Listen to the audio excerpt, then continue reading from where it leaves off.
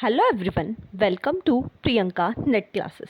सो basically आज के इस वीडियो में हम लोग नेट के पेपर 2 कॉमर्स की बिजनेस इकोनॉमिक्स की यूनिट को कंटिन्यू करने वाले हैं। बिजनेस इकोनॉमिक्स का ये लेक्चर नंबर 12 है, जिसमें मैं आपके साथ exceptions to the law of demand discuss करने वाली हूँ। बट इससे पहले लास्ट लेक्चर में मैंने आपको लॉ ऑफ डिमांड क्या है वो समझाया था। सो अगर आपको 12th लेक्चर अच्छे से समझना है तो आपको 11th लेक्चर पहले देख के आना पड़ेगा। एंड अगर आप में से किसी ने फर्स्ट 11 लेक्चर्स को मिस किया है सो उसके लिए मैं आपको इकोनॉमिक्स की जो प्लेलिस्ट है उसका लिंक जो है वो डिस्क्रिप्शन में दे रही हूँ। आप वहाँ से जाके ज़रूर सारे लेक्चर्स देखिए एंड फिर 12th लेक्चर पे आइए, सो दैट आपको सीरीज़ में सब कुछ समझ में आए। कमिंग टू आज का हमारा 12th लेक्चर जो बहुत ही इम्पोर्टेंट है। क्यों? क्योंकि इस लेक्चर में मैं आपको एक्सेप्शंस पढ़ाऊंगी किसके, लॉ ऑफ डिमांड के। एक्सेप्शंस यानी वो केसेस जहाँ पे लॉ ऑफ डिमांड अप्लाई नहीं होता है। ठीक है, तो आज हम वो देखेंगे, इसलिए वीडियो को एंड तक ज़रूर देखिएगा। चलिए स्टार्ट करते हैं। But before going on that मैं बता दूं, मेरा नाम प्रियंका नाथानी है। मैंने अपना नेट एंड JRF क्रैक किया हुआ है कॉमर्स सब्जेक्ट से अपने पहले ही अटैम्प्ट में 99.55 परसेंटाइल के साथ। साथ ही साथ मैंने अपना नेट इन मैनेजमेंट क्वालिफाई किया हुआ है अपने पहले ही अटैम्प्ट में। साथ ही साथ मैंने अपना महाराष्ट्र सेट भी क्वालिफाई किया हुआ है कॉमर्स सब्जेक्ट से अपने पहले ही अटैम्प्ट में। So this was my brief background. चलिए स्टार्ट करते हैं आज का हमारा लेक्चर जो है exceptions to the law of demand. पहले तो समझते हैं एक्सेप्शंस क्या होते हैं। एक्सेप्शंस यानी नॉर्मली जो लॉ ऑफ डिमांड है वो क्या बोलता है। लॉ ऑफ डिमांड नॉर्मली क्या बोलता था, प्राइस कम तो डिमांड ज़्यादा, प्राइस ज़्यादा तो डिमांड कम। करेक्ट, ये हम लोगों ने लास्ट लेक्चर में डिटेल में देखा था। लॉ ऑफ डिमांड का जो रिलेशनशिप है, लॉ ऑफ डिमांड जो है वो यही रिलेशनशिप बताता है किसके बीच में, प्राइस और क्वांटिटी डिमांडेड के बीच में। बट कुछ कुछ ऐसी एक्सेप्शंस है, एक्सेप्शंस यानी कुछ कुछ ऐसे केसेस हैं जिसमें इसका एग्जैक्ट उल्टा होता है। इसका उल्टा होता है यानी जब प्राइस ज़्यादा होता है तो कस्टमर ज़्यादा खरीदते हैं, और जब प्राइस कम होता है तब कस्टमर कम ही खरीदते हैं। ठीक है, तो exceptions to the law of demand में सारे के सारे एक्सेप्शंस में आने वाले जितने भी एक्सेप्शंस मैं आपको अभी इस लेक्चर में कराने वाली हूँ, आप देखेंगे कस्टमर्स क्या करते हैं, लॉ ऑफ डिमांड का एग्जैक्ट उल्टा करते हैं। उल्टा करते हैं यानी कि प्राइस बढ़ता है तो ज़्यादा खरीदते हैं, प्राइस घटता है तो कम खरीदते हैं। ठीक है, तो इसके वजह से क्या होता है, जो exceptions to the law of demand की जो डिमांड कर्व है वो क्या होती है, वो अपवर्ड स्लोपिंग होती है, from left to right upward sloping होती है। इसका मैं आपको डायग्राम दिखा सकती हूँ। ये रही आपकी एक्सेप्शनल डिमांड कर्व। ये एक्सेप्शनल डिमांड कर्व क्यों है, क्योंकि नॉर्मली मैंने आपको लास्ट लेक्चर में बताया था जो डिमांड कर्व होती है वो डाउनवर्ड स्लोपिंग होती है। करेक्ट, लेकिन क्योंकि ये हमारी एक्सेप्शनल डिमांड कर्व है, सिर्फ कुछ ही केसेस में ऐसा होता है कि प्राइस बढ़ता है इसलिए डिमांड भी बढ़ती है, प्राइस घटता है इसलिए डिमांड भी घटती है। इसके वजह से क्या होता है, जो आपकी डिमांड कर्व है वो अपवर्ड स्लोपिंग होती है। और इस अपवर्ड स्लोपिंग डिमांड कर्व को हम क्या बोल सकते हैं, इसको हम पॉजिटिव स्लोप भी बोल सकते हैं। क्यों? क्योंकि अपवर्ड स्लोपिंग है इसलिए इस डिमांड कर्व को हम क्या बोल सकते हैं, पॉजिटिव स्लोप भी बोल सकते हैं। आई होप सबको ये क्लियर है। अगर आपको नहीं भी क्लियर है तो प्लीज़ पहले लॉ ऑफ डिमांड देखिए, तो आपको समझेगा कि अब मैं यहाँ पे क्या बोल रही थी। बिकॉज लॉ ऑफ डिमांड के बेसिस पे ही हम सारे के सारे एक्सेप्शंस एक एक करके अभी देखने वाले हैं। ठीक है, और सारे के सारे जो एक्सेप्शंस देखेंगे उन सभी एक्सेप्शंस में ये लॉ ऑफ डिमांड के जो सारे एक्सेप्शंस देखेंगे उन सभी केसेस में ये जो डिमांड कर्व है वो ऐसी ही होने वाली है, वो अपवर्ड स्लोपिंग ही होने वाली है, पॉजिटिव स्लोप ही रखने वाली है। क्यों? क्योंकि प्राइस और डिमांड का जो रिलेशनशिप है एक्सेप्शंस के केस में वो कैसा रहता है, वो डायरेक्ट रहता है। डायरेक्ट यानी कि प्राइस बढ़ता है तो डिमांड भी बढ़ती है, प्राइस घटता है तो डिमांड भी घटती है। चलिए एक एक करके सारे एक्सेप्शंस देखते हैं। तो total 6 type of exceptions demand को लगते हैं। लॉ ऑफ डिमांड के टोटल 6 एक्सेप्शंस हैं जो मैंने यहाँ पे लिस्ट डाउन किए हैं। सबसे पहला एक्सेप्शन है गिफिन पैराडॉक्स। अब गिफिन पैराडॉक्स समझने के लिए आपको समझना पड़ेगा गिफिन गुड्स क्या होते हैं। गिफिन गुड्स बेसिकली एक इकोनॉमिस्ट थे जिनका नाम था सर रॉबर्ट गिफिन। नाम क्या है इकोनॉमिस्ट का, सर रॉबर्ट गिफिन। इनके नाम पे ही, क्योंकि ये गिफिन गुड्स का कंसेप्ट ही इन्होंने दिया था तो इन्होंने अपना ही नाम दे दिया इसको गिफिन गुड्स। ठीक है, गिफिन गुड्स का कॉन्सेप्ट किसने दिया था, सर रॉबर्ट गिफिन ने दे दिया था, तो उन्होंने अपने नाम पे इन गुड्स का नाम रख दिया और क्या रख दिया, गिफिन गुड्स। अब गिफिन गुड्स क्या होते हैं वो देख लेते हैं। गिफिन गुड्स वो गुड्स रहते हैं, नॉर्मली ये इन्फीरियर गुड्स रहते हैं। कैसे गुड्स रहते हैं, इन्फीरियर गुड्स रहते हैं, जिसमें क्या होता है, प्राइस घटती है तो आप डिमांड कम कर देते हो, प्राइस बढ़ती है तो आप डिमांड बढ़ा भी देते हो। जैसे ब्रेड हो गया, या आपका सॉल्ट हो गया, ये सब क्या है, ये सब, या आपका वीट हो गया, ये सब क्या है, ये सब गिफिन गुड्स है। क्यों, क्योंकि इसमें आप प्राइस के हिसाब से परचेज़ नहीं करते हो। अगर प्राइस कम हो गया तो आप हो सकता है कम भी परचेज़ करो, प्राइस बढ़ गया तो हो सकता है आप ज़्यादा भी परचेज़ करो। तो ये होते हैं आपके गिफिन गुड्स। अब एक्चुअल स्टोरी क्या है, एक्चुअल स्टोरी गिफिन गुड्स की ये है कि जो सर रॉबर्ट गिफिन थे, उन्होंने इंग्लैंड में क्या देखा, कुछ वर्कर्स को देखा। वो वर्कर्स क्या करते थे, हमेशा अपने खाने में मीट और ब्रेड कंज्यूम करते थे। ठीक है, वो लोग मीट के साथ क्या खाते थे, ब्रेड खाते थे। तो one fine day Robert Giffen ने क्या देखा कि ब्रेड का प्राइस कम हो गया। ब्रेड का प्राइस कम हो गया तो लॉ ऑफ डिमांड क्या बोलती है, प्राइस कम तो डिमांड ज़्यादा। करेक्ट, ये लॉ ऑफ डिमांड बोलती है। बट हुआ इसका एग्जैक्ट उल्टा। लोगों ने क्या किया, उन वर्कर्स ने क्या किया, ब्रेड का प्राइस जैसे ही कम हुआ तो जितने भी पैसे उनको बच रहे थे ब्रेड में से, वो सारे के सारे जो एक्स्ट्रा पैसे उनको बच रहे थे ब्रेड में से, उन्होंने वो सारे पैसे किस में डाल दिए, मीट को ज़्यादा लेने में डाल दिए। अगर 12 रुपए की ब्रेड थी, अब 10 रुपये हो गई, तो एक्स्ट्रा जो 2 रुपये बच रहे थे, वो 2 रुपये उन्होंने क्या कर दिए, जो मीट ले रहे थे उसमें ऐड ऑन कर दिए, मीट की क्वांटिटी, मीट की डिमांड बढ़ा दी, ना कि ब्रेड की डिमांड बढ़ाई। यानी नॉर्मली देखा गया तो ब्रेड के केस में क्या हुआ, गिफिन गुड्स के केस में क्या हुआ, प्राइस घटा तो वर्कर्स ने क्या कर दिया, अपनी डिमांड कम कर दी। जो ब्रेड है, जो इन्फीरियर गुड है, जो गिफिन गुड है, उसकी डिमांड कम कर दी, और जो सुपीरियर गुड था, जो मीट था, उसकी डिमांड बढ़ा दी। जिसके वजह से सर रॉबर्ट गिफिन ने क्या बोला कि ये जो गिफिन गुड्स है ये क्या है, ये एक्सेप्शन है किसका, लॉ ऑफ डिमांड का। क्यों, क्योंकि लॉ ऑफ डिमांड क्या बोलती है, प्राइस घटता है तो डिमांड बढ़ती है।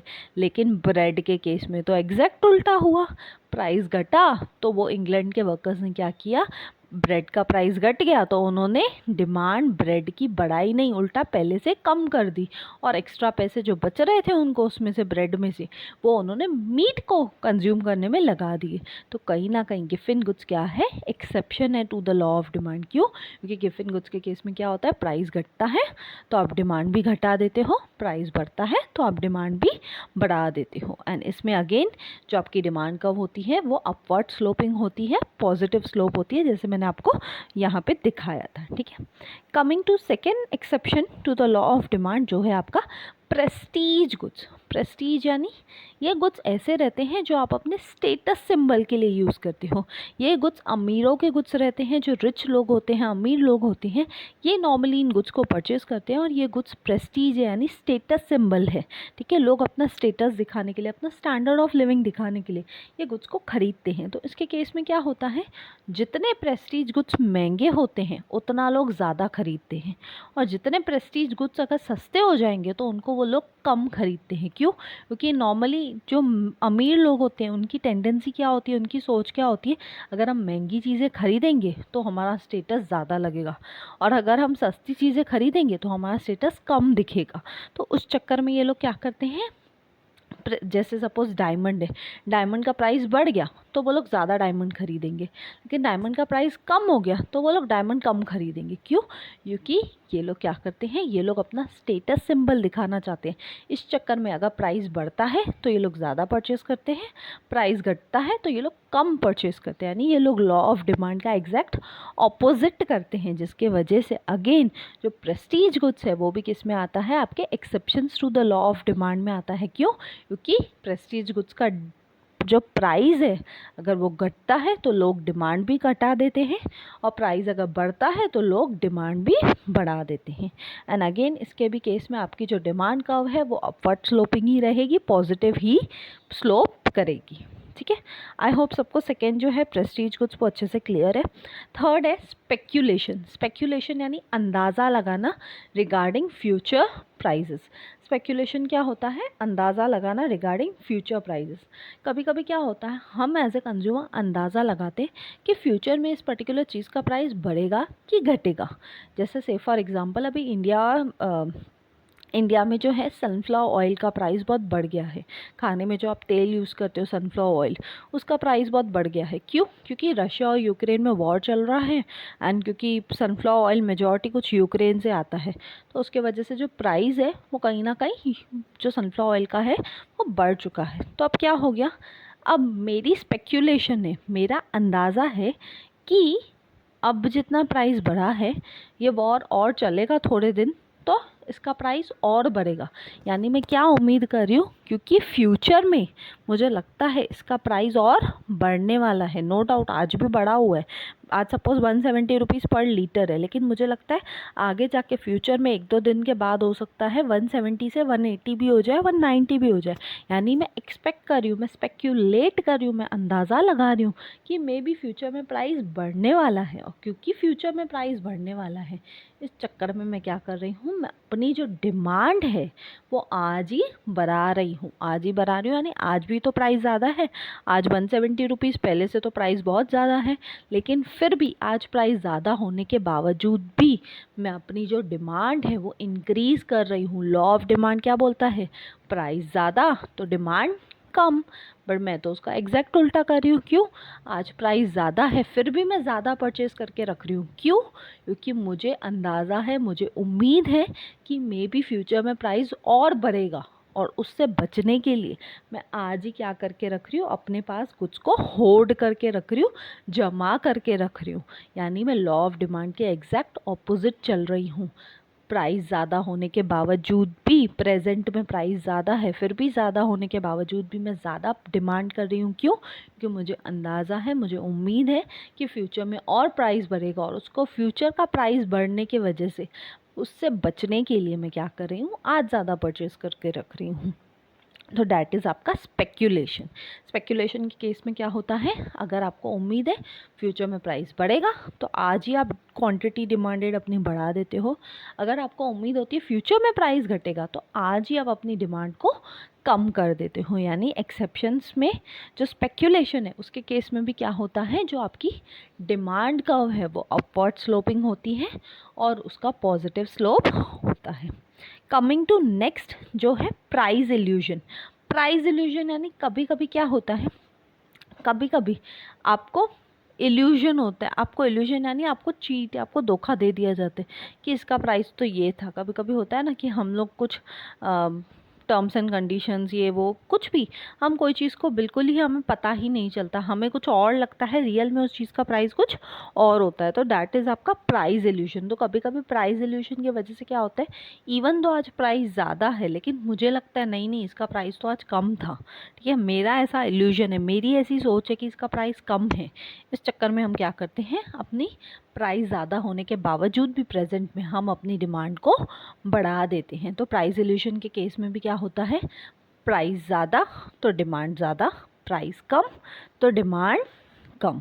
तो अगेन ये भी क्या है, ये भी exception to the law of demand है। इसमें भी अगेन जो आपकी डिमांड कर्व है वो अपवर्ड स्लोपिंग होती है एंड अगेन इसका भी पॉजिटिव स्लोप ही होता है।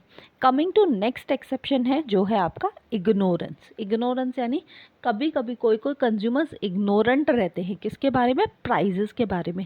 यानी उनको प्राइजेस के बारे में कुछ पता ही नहीं होता। जैसे सपोज़ आपको मैं फ़र्स्ट टाइम भाजी लेने के लिए भेज दूँ भाजी मार्केट में, आपको प्राइजेस ही नहीं पता है, आप तो इग्नोरेंट हो। अगर 20 रुपए की कोई सपोज़ आलू 20 रुपए किलो है, आपको सामने वाला 30 में भी बेचेगा, आप चुपचाप खरीद के आ जाओगे। क्यों? क्योंकि आपको प्राइजेस पता ही नहीं है। तो इग्नोरेंस के केस में कभी कभी एज अ कंज्यूमर आपको किसी चीज़ का प्राइस पता नहीं होता है, उस केस में क्या होता है, अगर आपको सामने वाला प्राइस ज़्यादा बता देता है तो भी आप अपनी डिमांड ज़्यादा करते हो, अगर आपको कम बता देता है तो भी आप अपनी डिमांड कम कर देते हो। यानी अगर आप इग्नोरेंट हो प्राइजेस के बारे में, आपको प्राइजेस पता ही नहीं है, तो उस केस में भी क्या होता है, प्राइस ज़्यादा तो आप डिमांड बढ़ा देते हो, प्राइस कम तो आप डिमांड घटा देते हो। तो अगेन इग्नोरेंस के भी केस में क्या होता है, जो आपकी डिमांड कर्व है वो अपवर्ड स्लोपिंग होती है, उसका पॉजिटिव स्लोप रहता है। क्यों? क्योंकि प्राइस बढ़ रहा है तो आप डिमांड बढ़ा रहे हो, प्राइस घट रहा है तो आप डिमांड कम कर दे रहे हो। लास्ट एंड फाइनल जो एक्सेप्शन है वो है हैबिचुअल गुड्स। हैबिचुअल गुड्स यानी कोई ऐसे गुड्स जिनकी आपको आदत है, जैसे सपोज़ एक ड्रंकर है, उसको अल्कोहल पीने की आदत है, तो अल्कोहल का कितना भी प्राइस बढ़ जाए वो अपनी डिमांड कभी भी घटाएगा नहीं, कभी भी कम नहीं करेगा। इंस्टीड वो अपनी डिमांड बढ़ाता ही जाएगा। क्यों? क्योंकि उसको आदत है पीने की। करेक्ट? यहाँ अल्कोहल हो गया, सिगरेट हो गया, ये सब क्या है? हैबिचुअल गुड्स, आपको आदत है। तो उस केस में क्या होता है? हैबिचुअल गुड्स के भी केस में क्या होता है कि लॉ ऑफ डिमांड अप्लाई ही नहीं होता है। यानी कि क्या होता है, अगर प्राइस बढ़ा, अल्कोहल का प्राइस बढ़ गया, तो जो ड्रंकर पर्सन है वो क्या करेगा? वो अपनी डिमांड बढ़ा देगा। और अगर प्राइस घट गया तो वो क्या कर देगा? अपनी डिमांड घटा देगा। क्यों? क्योंकि फिर वो सोचेगा कि अब इससे महंगी वाली शराब खरीद लेता हूँ। तो उस चक्कर में वो अभी अगर प्राइस किसी शराब का घट भी गया तो वो क्या करेगा? अपनी डिमांड उस ब्रांड के लिए घटा के किसी और ब्रांड के लिए बढ़ा देगा। तो कहीं ना कहीं ड्रंकार्ड्स के भी केस में क्या होता है? हैबिचुअल गुड्स के भी केस में क्या होता है? प्राइस बढ़ता है तो डिमांड बढ़ती है, प्राइस घटता है तो डिमांड कम हो जाती है। ठीक है? तो अगेन हैबिचुअल गुड्स भी आपके क्या आते हैं? एक्सेप्शंस आते हैं किसके? लॉ ऑफ डिमांड के। एंड इसमें भी जो आपकी डिमांड कर्व है वो कैसे रहती है? वो अपवर्ड स्लोपिंग होती है, पॉजिटिव स्लोप रहती है। आप देख सकते हो 6 के 6 केसेस मैंने आपको एक्सप्लेन किए। 6 के 6 केसेस में ही आपका जो डिमांड और प्राइस का जो रिलेशनशिप है वो कैसा है? डायरेक्ट रिलेशनशिप है। यानी प्राइस ज़्यादा तो डिमांड ज़्यादा, प्राइस कम तो डिमांड कम। एंड अगेन जो आपकी डिमांड कर्व है इन 6 के 6 केसेस में वो कैसी रहती है? वो अपवर्ड स्लोपिंग रहती है, पॉजिटिव स्लोप रहती है, जैसे मैंने आपको पीछे दिखाया था। ठीक है? आई होप सबको सारे एक्सेप्शंस क्लियर हैं। So thank you. मिलते हैं नेक्स्ट वीडियो में। अगर आपको वीडियो अच्छा लगा तो प्लीज़ लाइक कीजिए, कमेंट करके मुझे ज़रूर बताइए, ज़्यादा से ज़्यादा लोगों तक शेयर कीजिए, बिकॉज ज्ञान बांटने से ही बढ़ता है। एंड सब्सक्राइब कीजिए अगर आप न्यू हैं तो। मिलते हैं नेक्स्ट वीडियो में। Till then bye bye, take care.